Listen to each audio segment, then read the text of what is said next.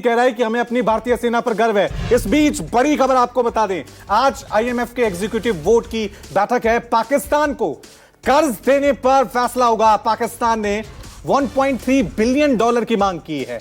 IMF की बैठक में भारत भी हिस्सा लेने जा रहा है, तो इस बैठक पर भी पूरी दुनिया की निगाहें टिकी हुई हैं, क्योंकि पाकिस्तान भी इस बैठक में होगा और इंडिया भी होगा। कर्ज की मांग की जा रही है। सबको पता है कि किस तरह से पाकिस्तान ऐसे हालातों में हमेशा गिड़गिड़ाता है, भीख मांगता है। सीधा रुक करते हैं मेरे सहयोगी संजीव त्रिवेदी का। संजीव, आज सुबह ट्वीट पड़ा था जिसे बाद में फेक बताया गया, लेकिन वो असली लग रहा है सबको कि हमें जरूरत है पैसे की, भारत ने हम पे हमला कर दिया है। अब आईएमएफ की मीटिंग, इसे किस तरह से देख रहे हैं? आज क्या हो सकता है, क्या फैसला लेगा आईएमएफ?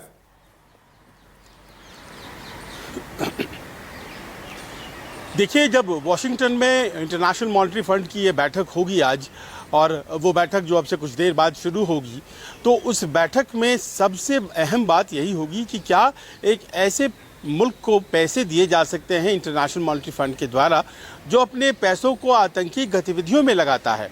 और ये बात किसी से छिपी हुई नहीं है कि पाकिस्तान को ये जो राशि मिल रही है ये उनके लोगों के लिए है, ये आतंकियों के लिए नहीं है। पाकिस्तान की आर्थिक स्थिति ऐसी है कि उसे आईएमएफ और वर्ल्ड बैंक जैसे इंस्टीट्यूशन से बेल आउट की ज़रूरत पड़ रही है। एक तो सबसे ज़्यादा शर्म की बात यही है, लेकिन कितनी ज़्यादा बेशर्मी है रवि कि उस पैसे का इस्तेमाल आतंकी गतिविधियों के लिए किया जाता है। आपने सही फरमाया, 1.3 बिलियन डॉलर्स का ये पे आउट है और ये एक इंस्टॉलमेंट की तरह है, क्योंकि 7 बिलियन डॉलर से ज़्यादा का एक राशि मंजूर किया गया है और समय समय पर उसे रिव्यू किया जाएगा, क्योंकि पात्रता पाकिस्तान की है कि नहीं ये देखी जाएगी और उसी एक रिव्यू में आज बैठक होनी है। भारत भी मेंबर है इंटरनेशनल मॉनेटरी फंड का, और भारत क्या कहेगा इसका संकेत कल विदेश सचिव ने बहुत स्पष्ट देकर कहा था कि आईएमएफ वालों को भी आत्ममंथन करना चाहिए, सोचना चाहिए कि आखिरकार पाकिस्तान को अगर ये पैसे मिलते हैं तो वो क्या करेगा।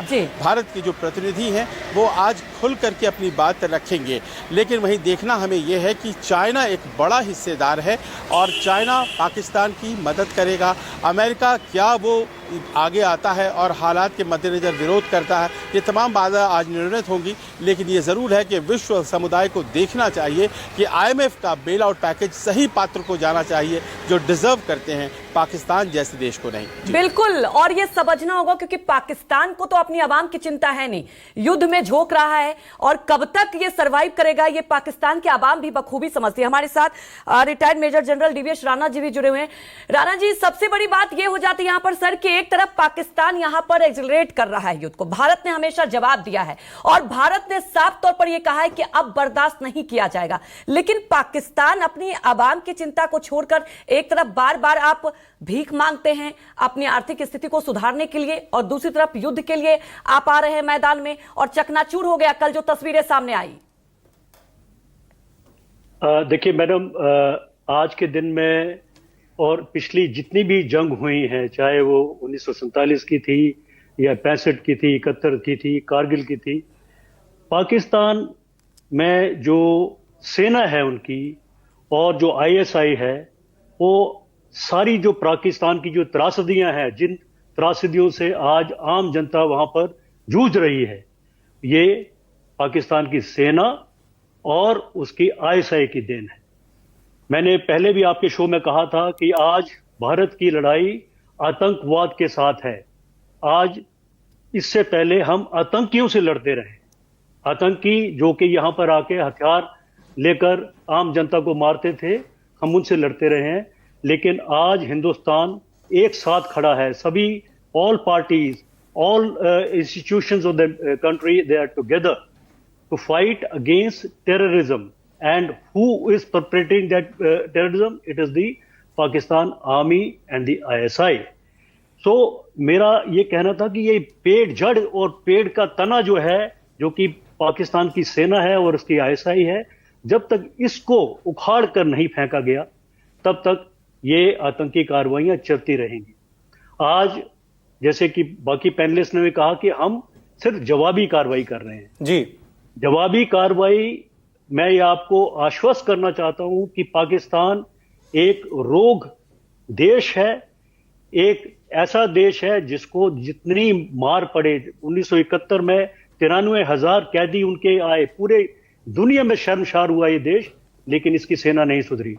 क्यों नहीं सुधरी? क्योंकि सेना एक कारोबारी सेना है। हिंदुस्तान की सेना एक प्रोफेशनल सेना है, वहां पर की सेना जो है वो सिर्फ कारोबार करती है। उनकी जेबें भरी जाती हैं डॉलर से और पाकिस्तानी रुपए से, तो वो इस कारोबार को नहीं छोड़ना चाहते। मेरा देश के प्रधानमंत्री जी, रक्षा मंत्री जी और तीनों सेनाओं से आग्रह है कि इस लड़ाई को तब तक जारी रखा जाए जब तक इनकी जो पाकिस्तान की सेना का जो एक जो पेड़ है उसको पूरी तरह से नस्तनबूद ना कर दिया। बिल्कुल इस आतंकिस्तान नाम की इस बीमारी को अब हमें समूल नष्ट करना है। अमित जी, आपकी तरफ मैं रुक कर रहा हूं, क्योंकि अब आपके थॉट तो हमने जान लिए हैं, लेकिन आप थिएटर आर्टिस्ट भी रहे, और थिएटर में ऐसे डायलॉग होते हैं जब दुश्मन को दहलाना हो, डराना हो, या कोई डायलॉग, कोई कविता, कोई भी आप अपने जो बुलंद आवाज में कह सकें, यहां से एक संदेश दे सके पाकिस्तान को, पूरे देश को। यही कविता तो याद नहीं है मुझे, बट आपने पूछा है तो संदेश तो यही देना चाहूँगा जो अभी सर ने बोला है, राणा सर ने, कि इनको नेस्ता नाबूद करना बहुत ज़रूरी है, और इनको अगर आप नहीं करेंगे तो ये हमारा जितना भी इंडियन सब कॉन्टिनेंट है उसके लिए ये एक नासूर है, ये बीमारी है, ये कभी ख़त्म नहीं होगी। इस बीमारी को साफ करने के लिए इसका पक्का इलाज करना पड़ेगा हमें। चलिए, शुक्रिया अमित जी। और जाहिर सी बात है, हर कोई यही डिमांड कर रहा है, सबकी डिमांड यही है कि आतंक नाम की ये जो बीमारी है इसको अब हमें जड़ से नष्ट करना है। तमाम सहयोगी हमारे बने हुए हैं, हर एक अपडेट, हर एक तस्वीर जो है वो हम आप तक पहुंचा रहे हैं। एक बार फिर मैं संजीव आपकी तरफ ही रुक कर लेता हूं। संजीव, आपकी तरफ मैं रुक कर रहा हूं, और जाहिर सी बात है ये जानने की कोशिश यहां पे हर कोई कर रहा है कि क्या अब हमें 2 से 3 दिन लगेंगे, 2 से 3 दिन लगेंगे जो कन्वेंशनल वॉर होती है, क्योंकि अभी तक हम सुन रहे हैं पाकिस्तान ने कुछ किया, हमने जवाब दिया, पाकिस्तान ने मिसाइलें दी, हमने गिरा दी, लेकिन वह कब्जे की लड़ाई जो होती है, पूरा कॉन्वॉय जो आगे चलता है, यह फैसला भारत सरकार ले सकती है। टफ है, मुश्किल है, क्या सोचा जाएगा, कितना वक्त लगेगा?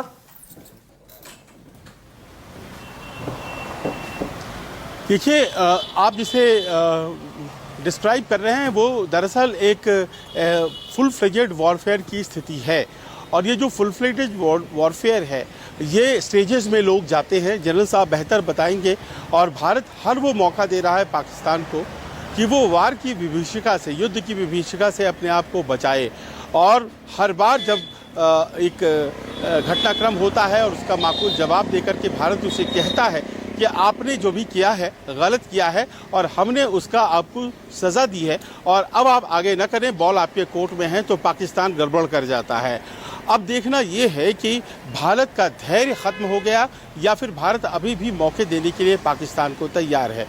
आज क्या रणनीति बनी है, पूरी रणनीति जाहिर है नहीं पता चलेगी, लेकिन एक झलक शाम 5:30 बजे हमें पता चलेगी जब विदेश मंत्रालय में ये प्रेस कॉन्फ्रेंस विदेश सचिव की होगी। लेकिन जाहिर है कि धैर्य की भी एक सीमा होती है। पाकिस्तान केवल और केवल पिटाई से मानता है, और ये बात सुनिश्चित करने के लिए जैसे 1971 में उन्हें वहाँ बातचीत के टेबल पर लाने के लिए 93,000 सैनिकों को कैप्चर करना पड़ा था, क्या उस तरह के एक्शन की ज़रूरत है, क्या इस तरह के काइनेटिक एक्शन की ज़रूरत है जिसमें कि सोच समझाने बुझाने से काम नहीं चल रहा है। और ऐसा अगर भारत सरकार ने निर्णय ले लिया है तो फिर उसकी भी झलक हमें आज दिखाई पड़ जाएगी। बिल्कुल संजीव, क्योंकि यहाँ समझाने का तो प्रयास पहले किया गया था, अभी तक भारत जवाबी कार्रवाई ही दे रहा है। पवन, सबसे बड़ी बात यह है कि एक एक ड्रोन को, एक एक मिसाइल को भारत ने तबाह किया। जो चाइना के मिसाइल पर पाकिस्तान कहीं ना कहीं अपनी यहां पर तबके दिखा रहा था, उसको भारत ने तबाह कर दिया।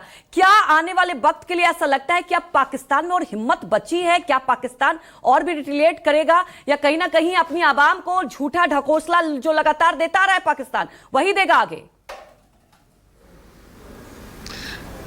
जी, आपको बताएं कि पाकिस्तान हमसे लड़ाई नहीं करना चाहता है। पाकिस्तान का मकसद ये है, हमें छेड़ना चाहता है, क्योंकि उसको अपने मुल्क के लोगों को दिखाना है कि हाँ, वो हमारे देश की राजनीति वो अपने देश में करता है कि बार बार ये कहता है कश्मीर हमारा है, कश्मीर हमारा है। अगर लड़ने का है तो फुल फ्रेज आकर के एक बार लड़ाई ही कर लो, जैसा हर बार तुमने युद्ध की जो शुरुआत की, पिछले युद्ध अगर तमाम युद्ध में देखा जाए तो उसके क्या हाल हुए, हमेशा लड़ाकों को आगे वो करके युद्ध किया है। ये भी नहीं है कि उसके बाद में ये कह देता है कि हमारी फौज नहीं थी, हमारे लड़ाके नहीं थे, तो उसकी पूरी स्ट्रेटजी रहती है। लेकिन आज देखिए कि दिल्ली के पवन, आपका ऑडियो थोड़ा सा डाउन हो गया है, थोड़ा सा डाउन हो गया है तब तक, और वो हाँ ठीक है कंटिन्यू, आ रहा है अभी। जी, तो अब दिल्ली के आईटीओ में जो है एक सायरन बजाया गया, जो कि कहा जाता है कि अलार्म इसको बजाया गया है, और अलार्म का मकसद, हालांकि पैनिक नहीं था, पहले ही लोगों को बता दिया गया था कि ये आपातकाल को देखते हुए ये जो है सायरन बजाया गया है। इससे पहले आपने देखा कि किस तरह से मॉक ड्रिल जो है पूरे देश भर में जो है किया गया, तब पूरे एक प्लान जो है तैयार जो है सिलसिलेवार तरीके से किया गया है, और आहिस्ता आहिस्ता, ये नहीं कि एक बार में किया गया है रवि। तो इस प्लानिंग का मकसद आप समझिए कि हमारे प्रधानमंत्री, हमारे रक्षा मंत्री और हमारे गृह मंत्री जो है क्या प्लान कर रहे हैं। यानी इस बार जो कहा गया कि अभी हमारे एक सहयोगी जो है कह रहे थे कि पूरा इसका इंतजाम कर देना चाहिए, जो बार बार जो अटैक करने की कोशिश करता है और अटैक करता है, तो इस बार पूरा व्यवस्था इसका कर देना चाहिए। तो उसी व्यवस्था का ही एक ये प्लान आप समझिए कि कैसे इसको अब घेरना है, क्योंकि ये पहले कहता था कि हमारे ऊपर भारत जो है हमें बदनाम करने की कोशिश करता है,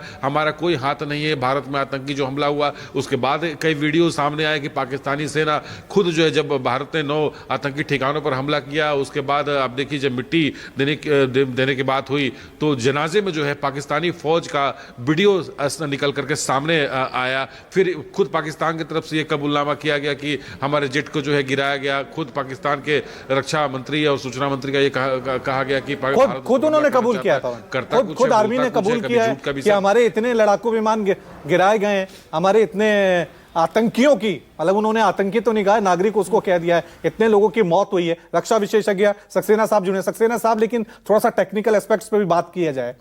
कहा यह जा रहा है कि कुछ ही दिन पहले हमास और आईएसआई की बैठक हुई है, और कल जो अटैक किए गए, जो रॉकेट, फुस रॉकेट कहूंगा, फुस मिसाइलें कहूंगा, जो दागी उन्होंने, क्या ये वही प्लान बनाया हमास और आईएसआई जो कहा जा रहा है उनकी बैठक हुई है, उसी बाबत ये सारी चीजें हमें देखने को मिल रही हैं? देखिए, ये हमास वाला तो पिछले 1.5-2 साल से चल रहा है, तो ये लोग उसको देखते रहते हैं। हाँ, हमास, और सिर्फ हमास और इनकी उसको नहीं देखना चाहिए। अगर आपको याद हो, कोई कुछ महीने पहले ये जाकिर नायक भी वहां 1 महीने रह के गया था। फिर इनके जो पाकिस्तान के जो आईएसआई है वो बांग्लादेश गए। इनके जब से ये यूनुस की गवर्नमेंट आई है बांग्लादेश में, तो इनका इंटरेक्शन बहुत ज्यादा बढ़ गया है। इनफैक्ट उनकी एक नेवल शिप भी गई है वहां पे। तो ये जो लोग हैं ये आपस में एक दूसरे से सीख रहे हैं, लेकिन ये होता है और ये लोग करते भी हैं। तो इसको अगर हम, मतलब इसको टेक्निकली लेना चाहिए, कोई बड़ी बात नहीं है। ये तो कोई भी टीवी से भी देख के सीख जाएगा कि ये क्या हो रहा है। तो जो कल का जो इनका जो अगर आप कल जो शाम को हुआ है उसके बारे में बात कर रहे हैं, और उससे पहले जो हुआ था, जो 15 जगहों पे उन्होंने किया था और हमने, हाँ, तो ये एक तरीके का वही पैटर्न फॉलो कर रहे हैं। लेकिन किया पैटर्न फॉलो, लेकिन मिला कुछ भी नहीं, मिला कुछ भी नहीं पाकिस्तान को। साफ तौर से बात है, एक जोरदार तमाचा मिला है, करारा जवाब मिला है भारतीय सेना की तरफ से। बहुत बहुत शुक्रिया आप सभी मेहमानों का इस चर्चा में हमारे साथ शामिल